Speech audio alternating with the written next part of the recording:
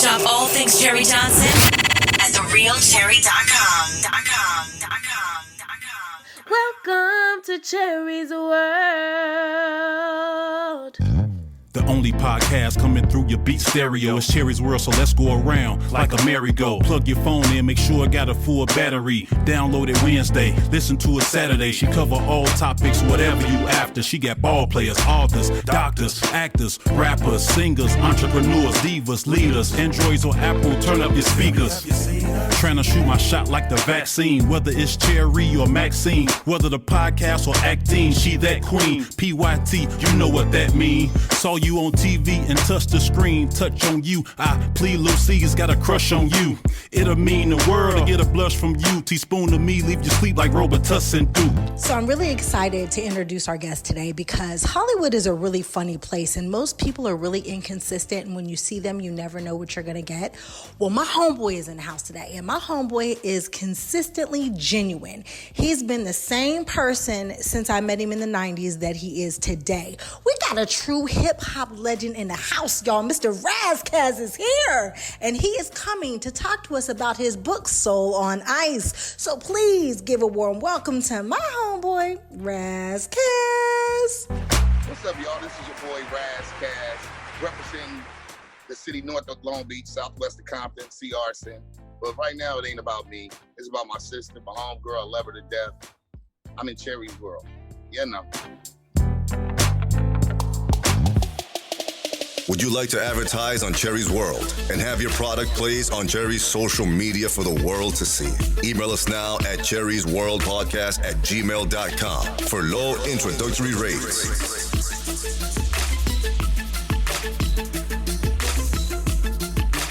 Cherie's World Podcast.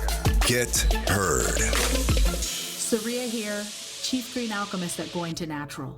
Do you know it takes less than 30 seconds for your skin products to enter your bloodstream? Yeah, so knowing what's in them, super important. We know you want what's best for you and your family. And here at Going to Natural, so do we. We care about the environment, we care about the animals, and most importantly, we care about you. We offer free support for your healthy journey and love providing affordable, all-natural products that are responsibly sourced, cruelty-free, luxurious, and always made with love. We're not just a shop, we're a community, and we'd love to have you. Browse our collection of plant-based skincare products and natural tips and tricks at shop.goingtonatural.com. That's shop.going2natural.com. A conscious brand for a conscious community. Use code LOVEEARTH for 15% off your first order.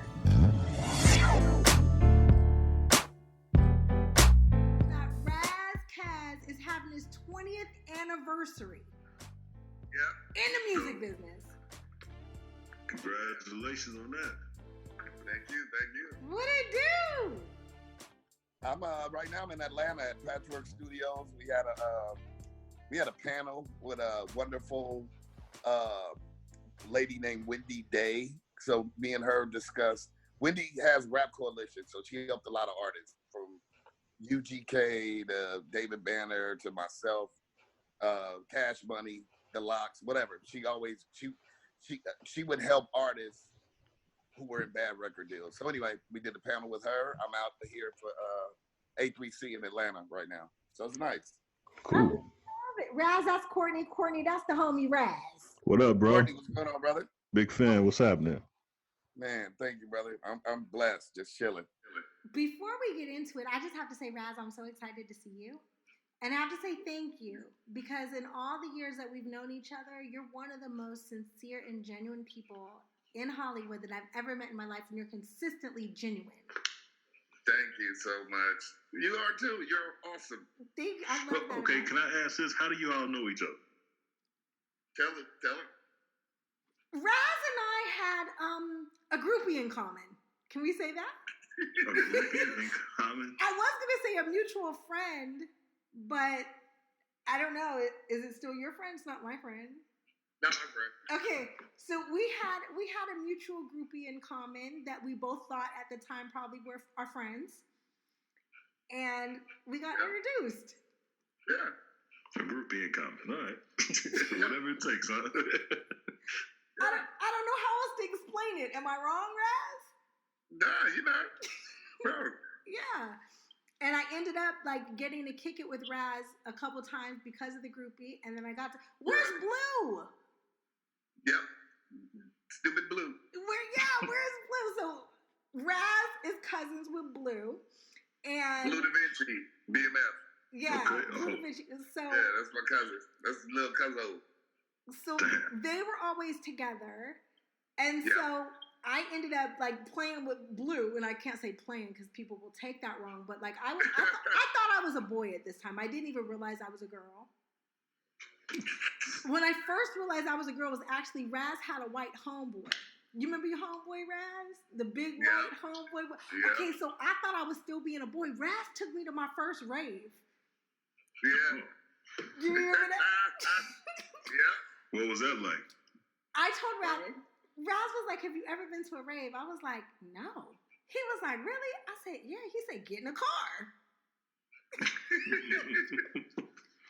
I got in the car, we rolled out. Raz had this big white homeboy who was cute with tattoos and stuff like that. Yeah. I made the mistake. And I went back with him afterwards. I guess all the girls had always gone back with him afterwards. I always went home. But I thought I was just hanging out, right? Until the big white dude wanted to talk to me in the room. And he didn't want to talk. And I was like, no, wait. No.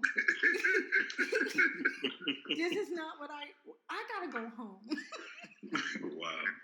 Yeah, that's hilarious. I say still your friend. He was a really nice guy. He just wasn't my flavor. Right, I get it.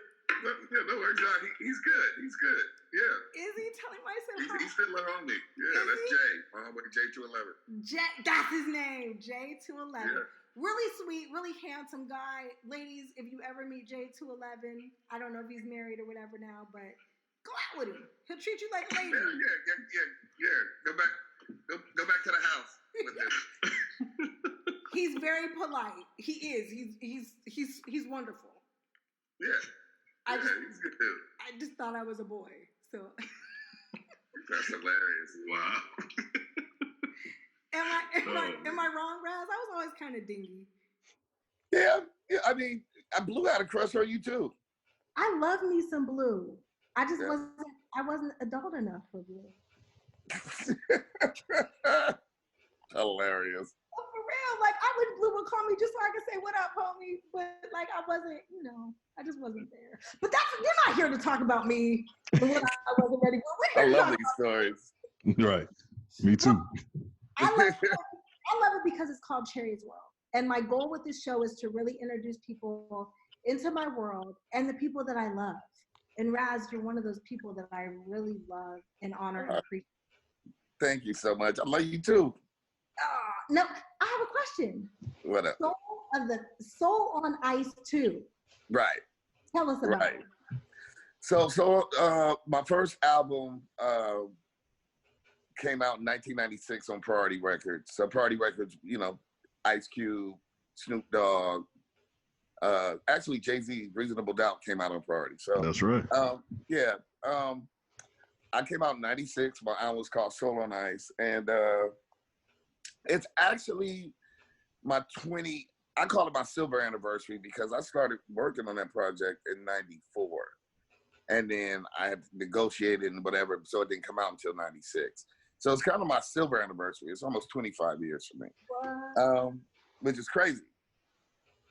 But I just felt like, especially when you lose people like, like Pac never got to celebrate his 10th anniversary. You know what I mean? Biggie. Nipsey won't. It's really sad. It's unfortunate. Yeah. So sometimes it's tragedy. Sometimes it's just life. We're all gonna pass away eventually. But I'm thankful that today, I could say, hey man, I've been doing this professionally for almost 25 years. Like that's amazing, and I'm still breathing, and I'm of sound mind and body and spiritually. So it's really being thankful to hip hop gave me a job. Everybody, I didn't come into this to, be, the most famous guy in rap. That don't float my boat. Of course, there's peaks and valleys of this thing, but hip hop has made people billionaires. You know what I mean? And it gave me a career. I've traveled the world with it. I'm continuing to travel the world with it. And this was more about homage to say thanks for the journey so far. I'm looking forward to what's coming next. So I wanted to kind of look back, do some analytics, analyze my journey and what have I learned from my mistakes. Like basically 3/4 of my life, I've been doing music, and it was about kind of looking at the journey and analyzing, comparing and contrasting who I am, compared to society, throwing that mirror up and saying like, I wrote Nature the Threat, and I wrote all these socio-political songs, and I'm like, sometimes I'd be like, are we better or worse? And I'm like, we're kind of worse, arguably. Like the world, we got Trump. Society, they still, think about this. And I won't get too political, but that's what Solo Nights is about. It's socio-political, it's philosophical. That police officer, she got 10 years, but it's a dude that killed the police dog and he got 45 years. Right. Crazy. Is that story true? Because I saw that. Is that story true? I believe so. That's unbelievable. Yeah. No. If you kill a police dog, it's like killing a police officer. That's how they try to make it. And then like even like Michael Vick, right, served 2 years in the worst federal prison. Like, yeah, but meanwhile Bernie Madoff then took 400. Everybody, ripped everybody off. No. Johnson and Johnson. Right. No relation to Cherie, but right.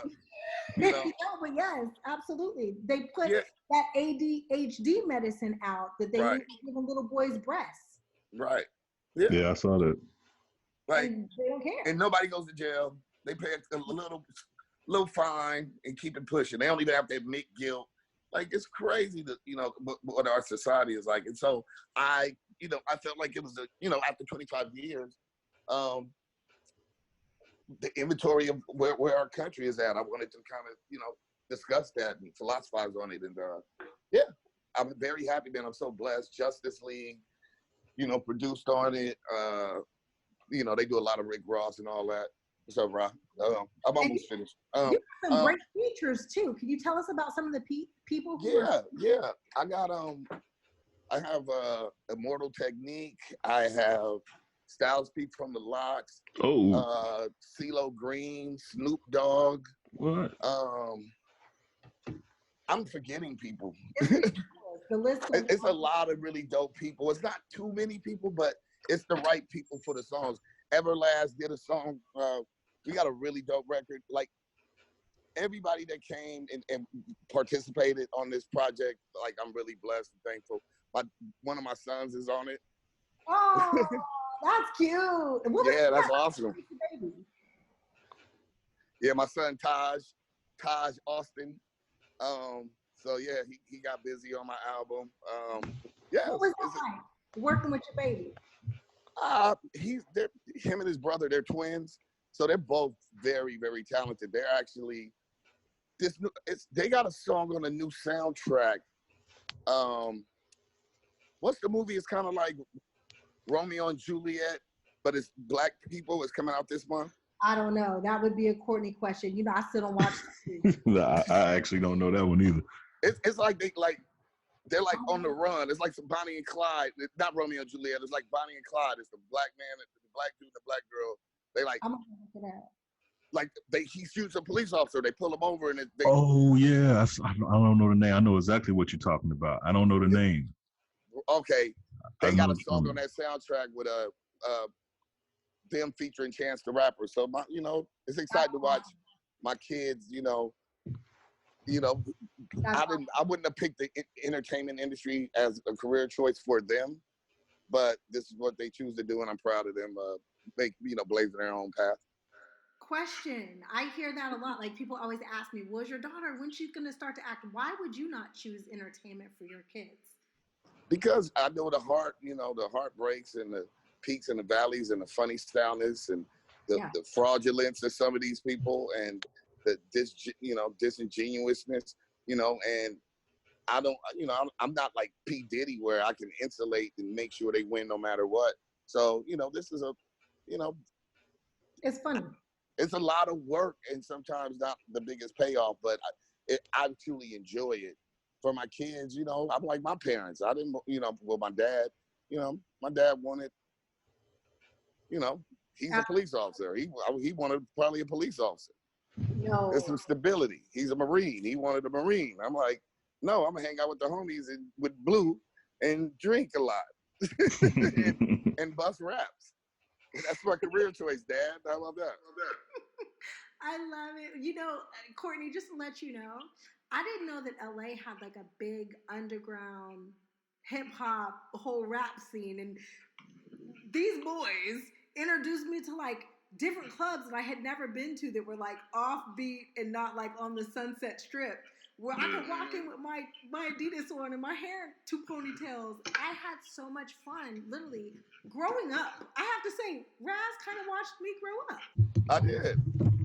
It was we were both growing up. We were just dumb kids having fun. I loved it because, like, honestly, even Keenan Kale, like, a lot of us were just, upwardly mobile young people, black kids in LA, just doing our stuff. But, everybody broke bread, had fun, believed in each other, and did their stuff, And, I happen to be an LA native, so I'm a little bit of a hood rat. I like to run the streets a little bit. So I kind of knew, as we call them, the back streets. So I was showing Cherie some, some of the back streets. I was really sheltered. You know what I'm saying? I ain't no shit. Raz was like, come on, let's go. And I was like, there's a club in here? It looked all suspicious from the outside, like just it looked like nothing. And then you get in there and it'd be like the whole place was popping. I mean, Raz took me to the first party. I told you he took me to my first rave. Cops, helicopters, everything broken up. Raz pushed me through a fence. They pulled the hole in the fence, pushed me through the fence, and was like, "Come on, fool, run!" They was holding my hand. I mean, just adventures, a whole nother life. It was an adventure. Yeah, I remember that. It was and it was crazy because it was supposed to be like a benefit or something like that, and then the police raided the thing, and it was like, it was crazy. It was like it looked like a crazy little ride. I'm like, come on, get out of here. Let's get out of here before they pepper spray everybody. Let's go. And Courtney, for me, it was just so like, wow, really? I was the girl who kind of grew up in Malibu, Right. It was this whole other world. So I had to show you the upside down. You taught me life lessons though that I really needed, and I appreciate that. Now this table book you got, right? Yep, I got a coffee table book. It's actually a companion piece with the album. So I partnered with my friend, my childhood friend. He owns Patchwork Studios here in Atlanta. And he's one of my day one fans. He believed in me as a kid when I played my demo, my friend Curtis. And so he was, his whole thing was, I'm pretty cerebral when I write, and because I'm a rapper's rapper. I'm a lyricist. I don't necessarily make the most, party-driven records. I do philosophy. I do Descartes in my music.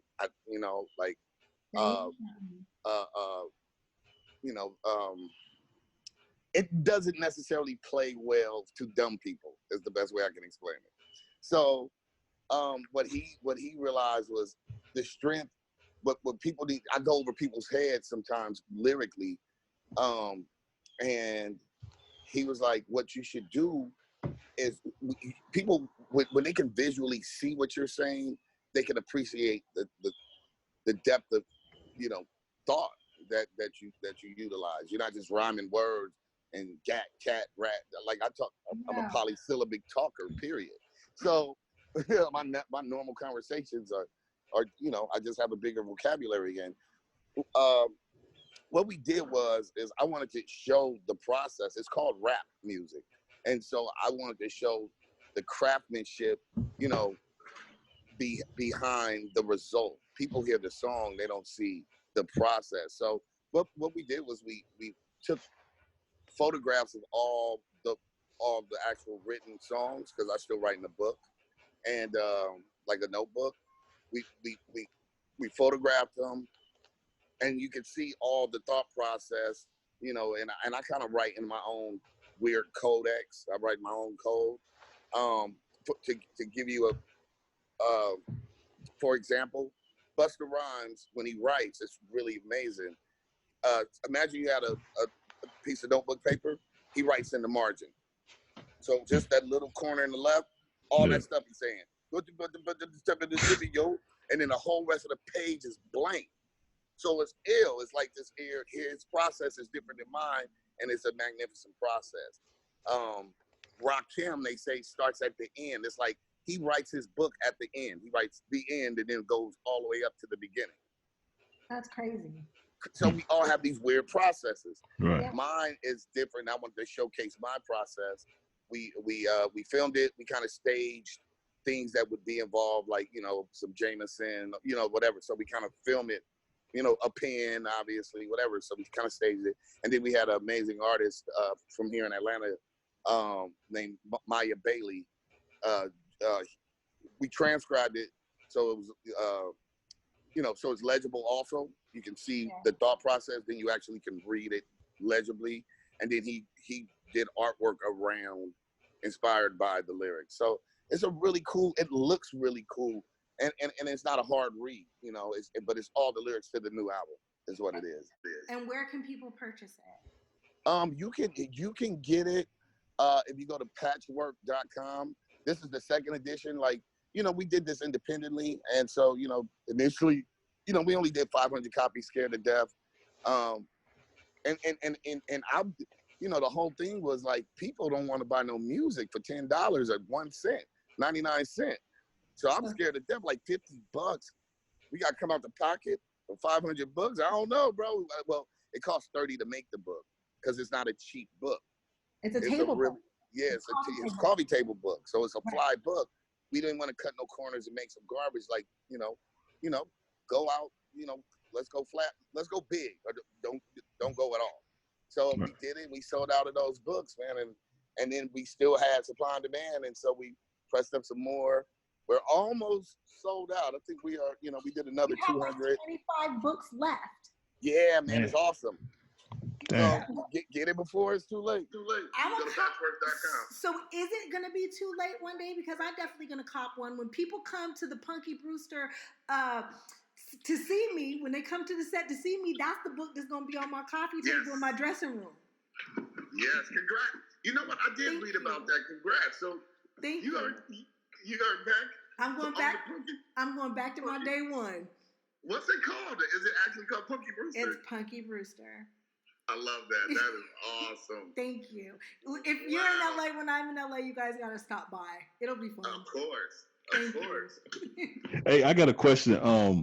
This song, I'm actually looking at your album, Soul on Ice, on Tidal right now, and the song you got with Snoop is called LL Cool J. What's that about? All right. So the hook is actually the hook is he's saying you're giving me a reason to love them, not leave them. So originally I was going to call it Love Him and Leave Him, right? But it's just every time I wrote it down, I didn't like it. I didn't like that title.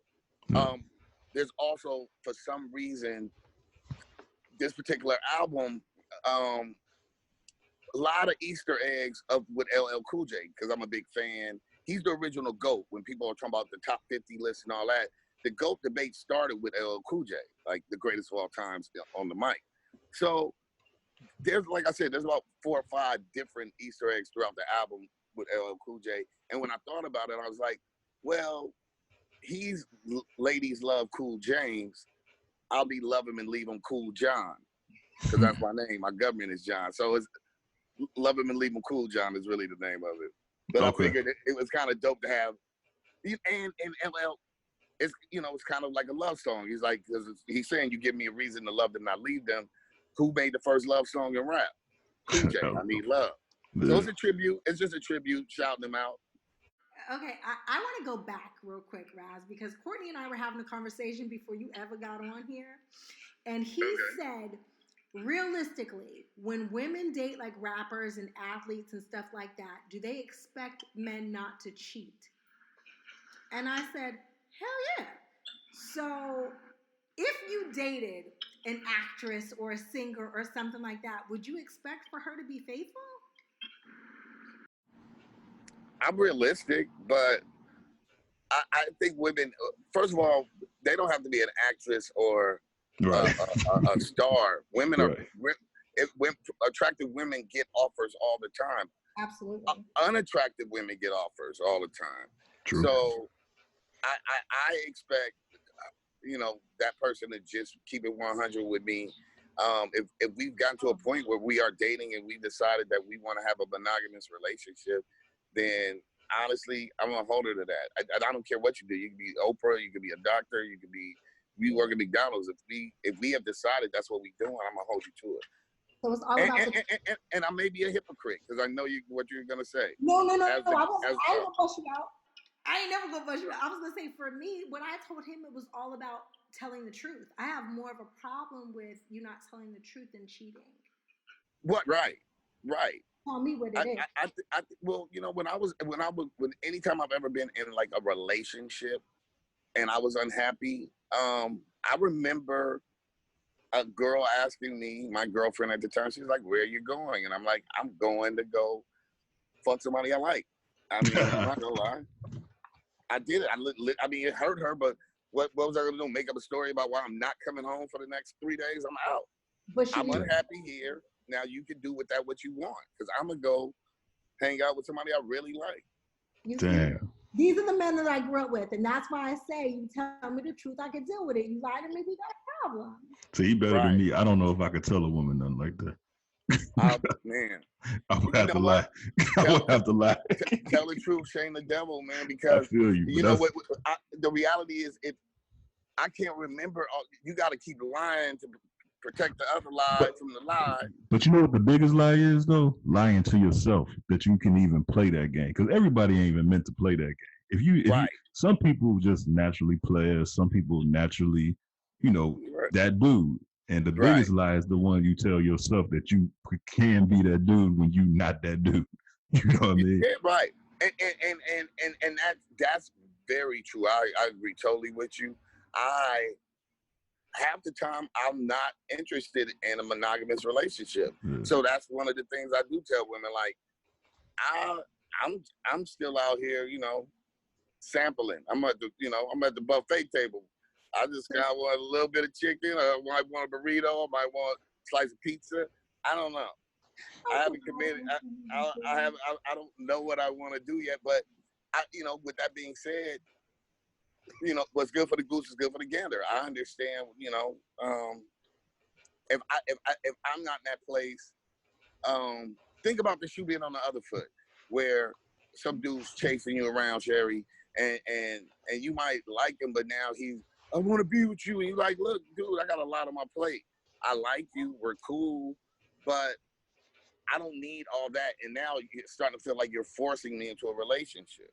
And so that flip side can happen where women want, I'm like, bro, I don't want that. And these were from the beginning, you establish what your boundaries are, what your deal is. And until it's mutual, you can't renegotiate the terms. Right. But like you said, like what you just said, I know for a fact I couldn't see myself telling a woman just like that. So that means that I'm not built to play that game. So I should stay away from that. You know what I mean? That's not me. I couldn't tell no woman, hey, I'm gonna be gone for the next 3 days. I have done it more than once, brother, man. Trust me. I'm like, I'm out. And he was like, well, you lied to the one that you love. I said, don't lie to me, respect me. I'd rather you respect me than lie to me. Respect is bigger than love. Well, you know what? This is the other part of it. If somebody asks me something, I'm like, don't ask questions that you don't want the answer to. I've told women that many times, like, like, did you go? I'm like, bro, if you gotta ask me, you got an inclination. So do you really want this answer? How about I'm gonna give you enough time to retract that and walk away. Because everything else is just gonna make you more upset.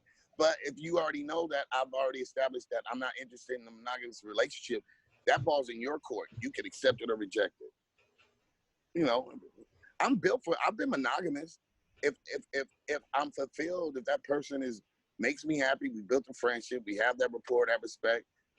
I mean, at the end of the day, I think anybody ever really wants is to be loved and love someone that loves them and respects them and, you know, believes in them and is got their back, is in their corner.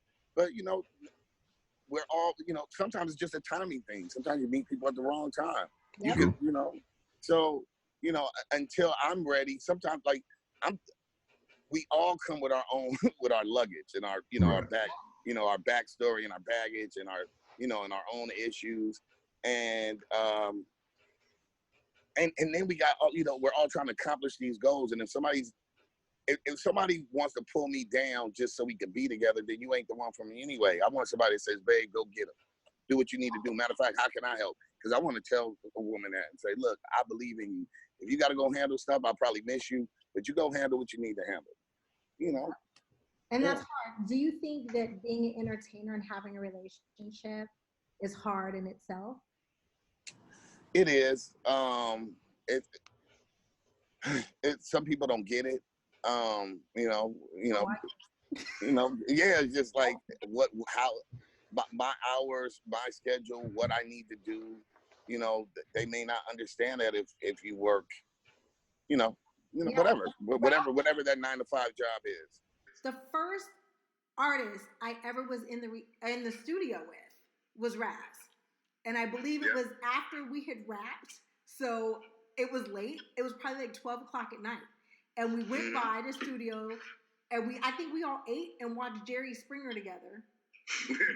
And literally, he was in there writing. He had a session. Can I say names? Yeah. He was in there with Corrupt and Foxy Brown. And he was in there working, and it was like 12 o'clock at night, and I don't remember what we were eating. It was probably like Denny's or something, and we chopped it up for a little while. We ate, and then he went back to work, and we left.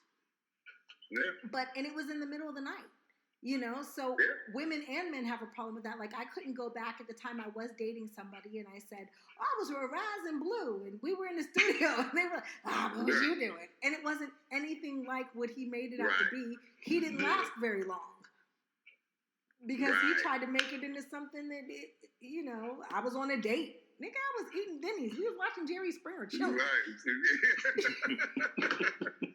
Facts. So, I'm sorry, Courtney. What about the state of hip-hop? I know that's one thing that Courtney wanted to know. Yeah, that's what I thought, yeah. Were you? I feel like it's the same as always been. There's some good music. There's some people making good music, and then there's a lot of people not making good music. That's normally what it's always been. I just think now we have direct access to everything. So it's just a tool. It's the internet. So whether that's TikTok or Instagram or Facebook, whatever floats your boat, it gives everybody the ability to be seen. And so I don't knock it. It's just if aesthetically I don't like it, I don't deal with it. I don't wave with it. If aesthetically I like it, I have so much more access to find the things that I like. So I don't worry about it. It enables me to. It enables everybody to reach everybody in the world. I think the only thing with social media is it definitely it became a relationship record, because now the dude from Compton that normally would only be in a 10-mile radius has met this girl that in Tokyo, and now he's sending her dick pics and whatever is going on, and then it's unrealistic. Like everybody's got way too many options. Like, stop chasing waterfalls. Yeah. So yeah, I don't think the music is suffering. Honestly, the past 3 years have been amazing albums. Like, it may not be the most popular, because right now America's brain is into trap, into, it's into what is quote unquote like popular right now is a little less lyrical and a little more like everything's kind of a song. Mm-hmm. Like the rappers don't rap, they kind of sing and it's a little auto-tune and they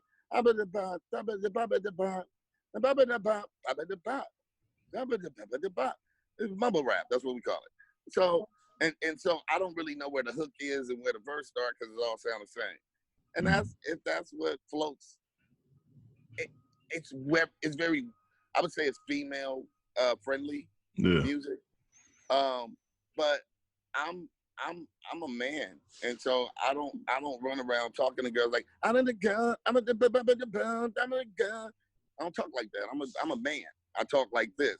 So I'm gonna put music that like this, and hopefully women, you know, there's an audience for everything. If that's what first of all, the demographics for rap right now is 13 to 23-year-old girls. Specifically, for real, that's what A&R and the labels, they want to market to 13 to 23-year-old girls, specifically white girls, because they have more disposable income. Wow. First of all, I'm a 21-year-old man. No, but no, for real. Even when I was 17, I was neither of those three. I've never been a girl. I was 13, but when I was 13, I was running with the 17-year-old. Right. I have nothing in common, and especially not a white girl. So why would I make music? That's kind of rapey. It's kind of R. Kelly-ish to me to make these songs that gyrate.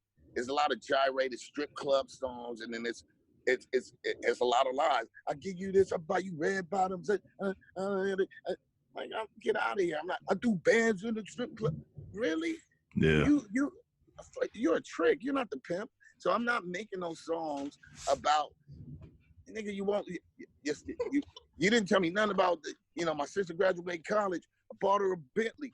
You talking about some girls you don't even know. Right. Right. Like, you didn't say my wife that held me down. I bought it. Nigga, this girl that don't like you, that for dances on you for money for 2 minutes, you gave her $1,000. You threw it at her. You're an idiot. That's a horrible business model. Yeah. Yeah, I seen it firsthand. I was like, wow. Yeah. And the other part is I always try to tell these people, when Drake does it and Chris Brown, they're incorporated. They're LLCs. So that's a promotion for them. They can write that off. What are you doing, dumb guy? Do you look at Drake as like as a rapper? Drake's an entertainer. Yeah. He's like Diddy. He's like Diddy. Yeah. Yeah. Kanye too. They're all entertainers. Whoa, Kanye. Yeah, they're entertainers. If you don't write no raps, you ain't doing the sport that I'm doing. Kanye. As crazy as Kanye. Rap. Wait a minute. As crazy as Kanye is now, you don't look at him as a rapper? He don't write raps. How can he be a rapper? News to me. I didn't know that. He don't write no bars. That's everybody else right now. So they rappers. He just that's Milli Vanilli. Sock puppet. Damn. Yeah, I don't know. Is that what you think he's a Milli Vanilli. Sock puppet. Kanye West. Kanye doesn't write his own shit. I damn. No, he don't. And Drake don't write. So if you don't write, you ain't playing my sport. Put it like this. Put it like this. If LeBron came out, the game start, LeBron come out, and then the little Mexican nigga jumped out his socks and started doing the dunks. Then why do I care about LeBron? I want Pedro. I want the little Mexican nigga Pedro, because Pedro scoring all the points. I don't care about your brand. Like, I don't care about these niggas' brands. That's Ronald McDonald. So if LeBron didn't do the dunks and Pedro doing the jump, I want the Air Pedros. I don't want the LeBron. You see why I love you, Courtney? Yeah. I mean, I'm from Chicago, so I didn't. That's news to me right there. Okay. Yeah. Trust me. What's his name? What's his name? He used to be one of Kanye. He from the Chi too. I forgot my homie name, man. He's a dope lyricist, but he wrote Jesus Walks and all that stuff. I can't think of the homie name right now. Yeah, Kanye don't pen, bro. I love it. He don't pen like that. Not to change the subject on Kanye, because that could go so many different places. But Raz, you were one of the first people that ever taught me about knowledge of self. And I have to thank you as a woman, because I was young and I thought I knew who I was, but because of you, I really started studying. So that's awesome. When Raz says that he doesn't make music for idiots, he doesn't make music for idiots, and he doesn't have dumbass conversations either. So, as a young girl, I remember sitting there, you said something about manifestation, and you were talking about knowledge of self. Mm-hmm. I was a kid, and I was like, manifestation? Like manifesting this hamburger I'm about to grub? And you made me go deeper. How did you gain your knowledge so young of who you were, knowledge of self, the 48 laws of power? I remember you gave me homework. Yeah, I probably did. I don't remember doing that, but I probably did. That sounds like a Ras Kass thing to do at some point. It was in the middle of the night. We were talking. We were all out. Raz gave me homework and made me go home to read. And I did. And I'm thankful. It's part of who grouped me. But how old were you when you got this knowledge of self and learned about manifestation and all this other stuff? But you know what? My journey started. My mom's a really, really smart woman and, a great human. I had to do a report on Christmas, of all things. So it was about 7th grade, maybe. And lucky for us, we had Encyclopedia Britannicas at the house. I grew up, downstairs there was a piano and those Encyclopedia Britannicas. I'll never forget that. Ever since I can remember those things. I was garbage on the piano. I thought I'd become like, Beethoven one day, Amadeus, Mozart. I was garbage. But all my sisters and them could play.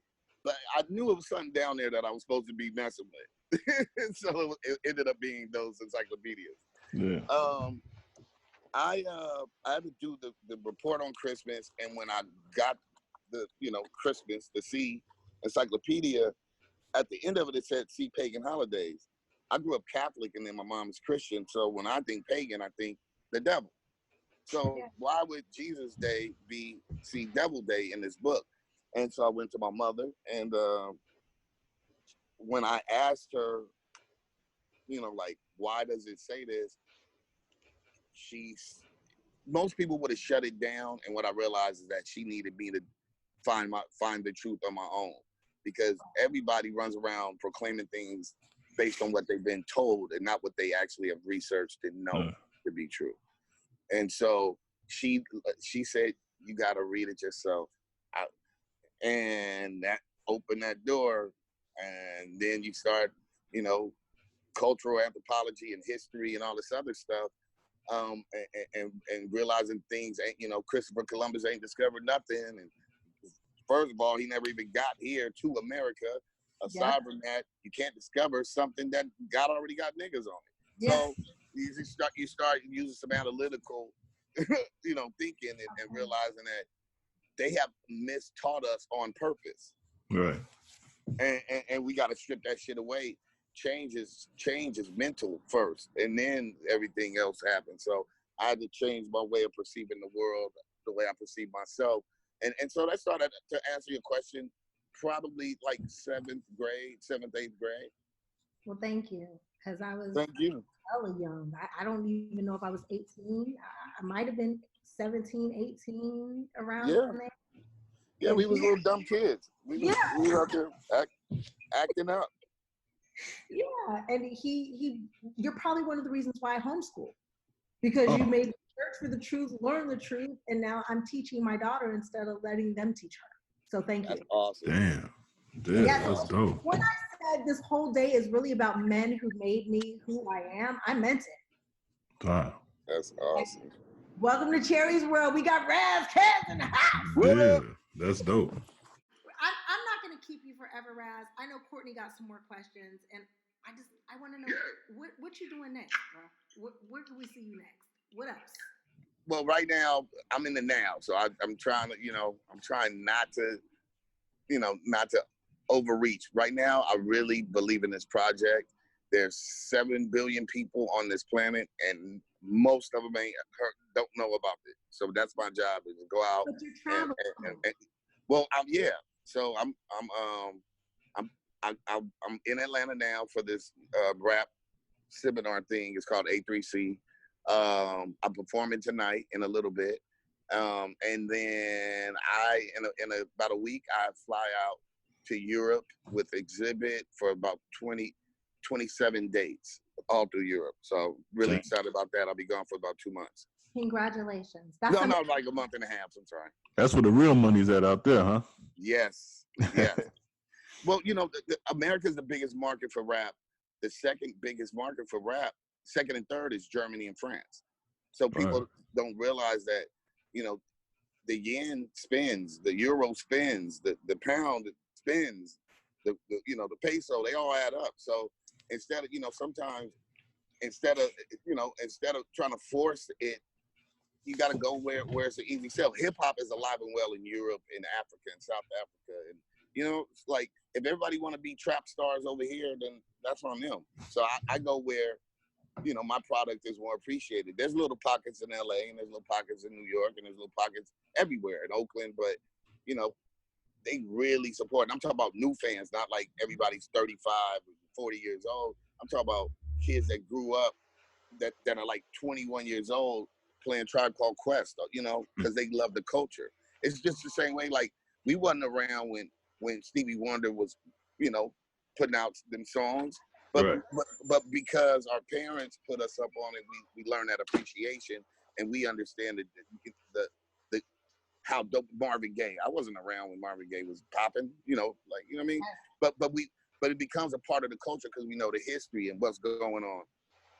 Yeah, so that's the same thing. Like in Europe, there's 21-year-old people that just love hip hop. They grew up on it. It's crazy when I'll come across somebody that's like 18 years old. It happens sometimes even here, in the States. And they like, and they talking about Nature of the Threat, my first album. It's Soul on Ice. I'm like, dude, that song's older than you, bro. How you know that? But they got taught well, where they know, good music. And the same way we got taught, jazz music, and knowing, Miles Davis, and you know what I'm saying? Like, we got to get back to that. Right now, we're on some microwave, unappreciative, everything's like instant gratification music, and a lot of this music don't got substance.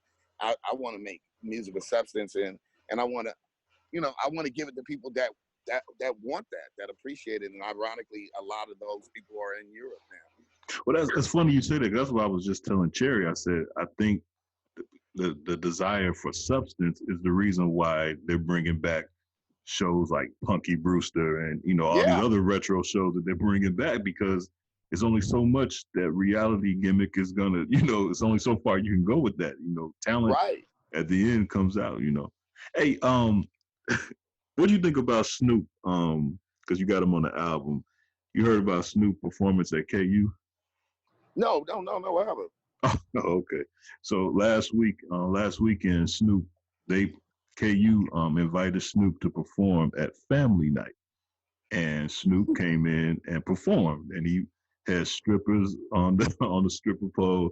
He had a dog smoking a joint, with a money gun flashing it in the stands and stuff. It was a dope. I watched it on one of those websites. It was 30 minutes. It was dope. I mean, I seen Snoop in concert before. It was dope as hell.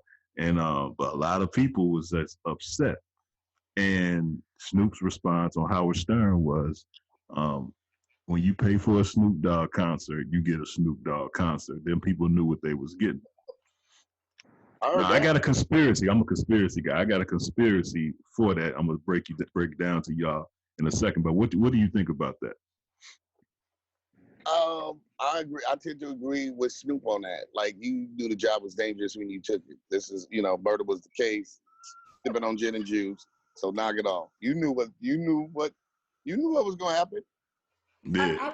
I would not think Family Night with Snoop Dogg. Like, I have a daughter. She's 5. I love Snoop. That's Unc.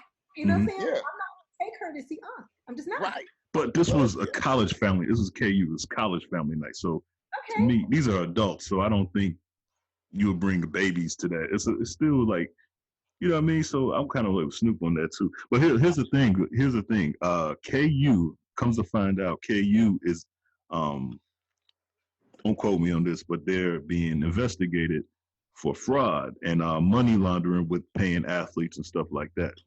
So to me, I think it was a front to bring Snoop in to make change all the narrative. Exactly. Right. Because everybody's talking about Snoop being there with naked women and stuff, and not talking about the controversy they got going. I'm a conspiracy guy. That's what I believe. I am a firm believer that where there's smoke, there's fire. Mm-hmm. Yeah. If it was family night or whatever, it's college family. Come on, man. We're 18. Everybody's drinking and smoking, Adderalled up. They doing a gang of coke. Everybody, they fucking all over the place. Knock it off. You know what they was. And you ask Snoop Dogg. It's like asking Too Short not to say bitch. Stop. Good luck, right? It could have been. That's half the song, and that's my favorite part. If Too Short do some shit and don't say bitch, I'm leaving. That is real. Yeah. That's what I'm just keeping it a buck. I'm being honest. I got one more question about your album, though. The song you got a song called Gingivitis, and I'm about to check out the whole album later on tonight when I go. Yeah, hold the thought. I just want to say this. Remember the question. Keep the question. Please, you can't go to the movies and then like fast forward to the action scene. You got to watch the movie. Please listen to it in context. Give it a run because it's a journey, and I want to take you somewhere. So I'm asking that you listen to it straight through. But go ahead. I'm sorry. Yeah, cause I'm just looking at all the titles and stuff, and LL Cool J caught my eye, and then Gingivitis. What's that about? Okay, so gingivitis is gum disease. You end up having halitosis, bad breath. Right. So in rap we talk about spitting. We spit darts, like real lyricists spit. He's a spitter. That's how we qualify each other. Like, nah, he's a spitter. They be like, he a rapper? Like, nah, bro, dude, spit. Right. So you want to be a nasty spitter. Hence, that's the gingivitis. Like, especially in the time, like the hook basically says like, and then you heard people say this, like, talk that shit, talk your shit. Right. So once again, that's that metaphor of gingivitis. You would be talking shit, your breath would be stinking. So we spitting these nasty bars while everybody else is doing this watered down, singy-songy mumble rap. Mm-hmm. So gingivitis is the signification of being a real spitter. There go again, teaching me stuff.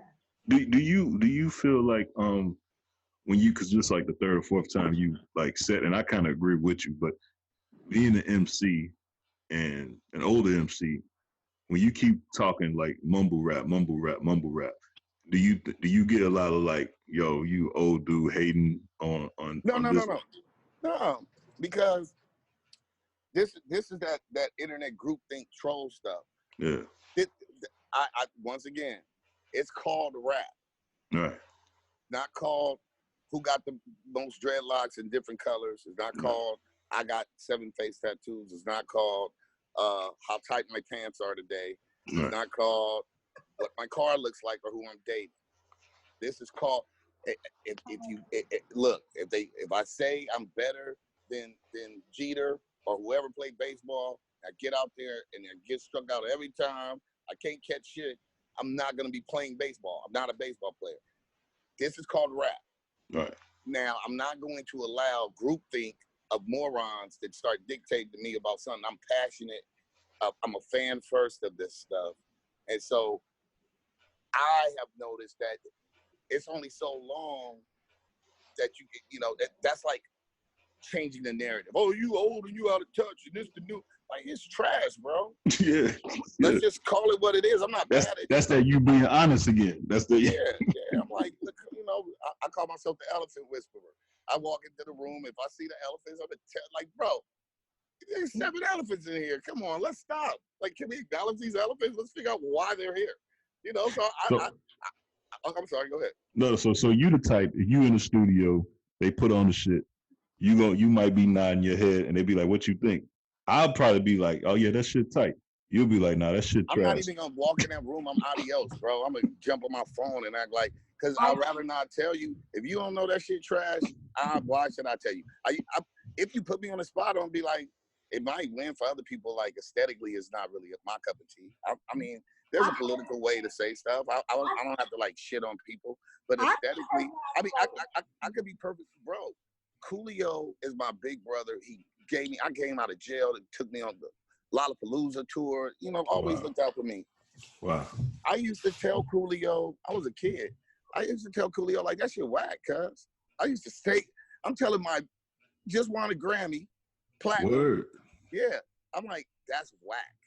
Damn. That's why he respects you. And he loved and believed in me and told me I was dope. And the nicest gesture he could ever do was let me keep it 100 because I'm not no yes man. I don't want to. If I got shit on my face, tell me. Yeah. I may not want to hear it, but I need you to tell me so I can improve myself. I would tell him like I don't like that beat. I don't like how you said that part right there. I don't hate. I just don't like things. And the one thing I can do is if you ask me my opinion, I'm gonna tell you why. Because when people hear my stuff and then they say I don't like that song, and then I'm like, well, that's fine, but help me out. Explain to me what you don't like about it, because that might help improve me. Now, if you say that's too lyrical, I'm gonna say it's called rap. So fuck your opinion. So that's gonna happen immediately. So I don't play my music for morons because I didn't design it for them. Right. Raz, your music. Tell us where to find it. Yeah. Oh, where to find it? Yes. I'm on all platforms. Everything. Tidal, Spotify, YouTube. You know, whatever. We'll put up the little links and everything too. Okay, that'd be awesome. Yeah. It's Solo Nights too. My name is Ras Kass. Once again, you know, just we got videos out, content. You can catch me on Instagram at RAS_KASS, and I will get it. You know, it's all there. You can look at it. You can click links and get right to whatever you want. Oh, I love you too. And thank you so much for writing me back. Like, I was so excited. I saw Raz was like on this press tour, and he's got this new music out, and I was like, I wonder. I know Cherie's World's not like a big deal like he's doing. He's like on 92.3 The Beat with Big Boy. You know? I'm like, I love you to death anytime. I love you too. And I really, really, really appreciate it. Thank you so much for being here. No worries. I'm sorry I was late. That's my fault. Raz, I already told him. I said, if Raz ain't changed, he gonna be on Ras Kass time. No, you know what?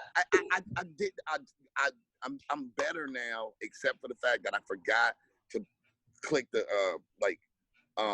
reminder shit. No. Like you know, calendar or whatever, alarm clock. I was gonna text you. I saw the text. I was charging my phone. I'm like, oh shit, what an idiot. And I'm in New York. I'm in Atlanta, so the time difference, the three, like, yeah, I messed up. But my bad. Thank you. You're no good. worries. Thanks, dog. Raz, I also work for Fever Magazine. Is it okay if I ask you for like a high res picture and we take some of this? I got you. Words, I will not, you know. No, of course. Okay. Yeah, let's do it. Can you? I don't know if I have your email, so can you text me your email? Yeah. All right. And stay in touch. I will. Okay. I'll be back Sunday, so I'll just hit you up. I'm home for like a week, so maybe I'll catch up with you if you have any time. I don't live there anymore. Oh shit! I moved away. I didn't have babies, and I'll text you where I am. But I had a baby, and my whole life has changed, and I'm very happy being gone. That's awesome. Okay. Thank you. I will be back the beginning of next month though to work, but I think you might be gone. I'll be in Europe. Well, we'll figure it out. Hopefully, Punky's gonna stay going, and I'll be able to. You're gonna kill it. You guys, I'm gonna go watch. You know, I'm gonna support. Thank you. I appreciate it. All right, you guys be good. Thanks. Good meeting you, bro. Nice to meet you too, Courtney. Peace. Thank you so much, Raz. No worries. I love that dude. For real, for real. Yeah. So, like I said, I'm always amazed by the people that I think I sound like a broken record, but I keep saying this, but I'm always amazed by the people that you know, and not just the people that you know, because it's like, you know, it's one thing to know somebody, but for somebody to actually like really with you, and I know we shouldn't be saying with you because we're, you know, you got bigger things happening, but like, you know what I mean? Like, no, No, it's okay to say that. It's okay to keep it real. Like, I'm not sure. Like, some things is just what it is. And I fucks with Raz. Every time I see Raz, he's the same consistent person. Yeah. And that's what a lot of people, some people get Hollywood on you. You know what I'm saying? I didn't know Hollywood. He was doing 92.3 to beat. But my boo still said, tell me when I'll be there. And what did I say at the beginning of the interview? He on Ras Kass time, but he coming. I knew he was coming. I just didn't know when he was coming. Welcome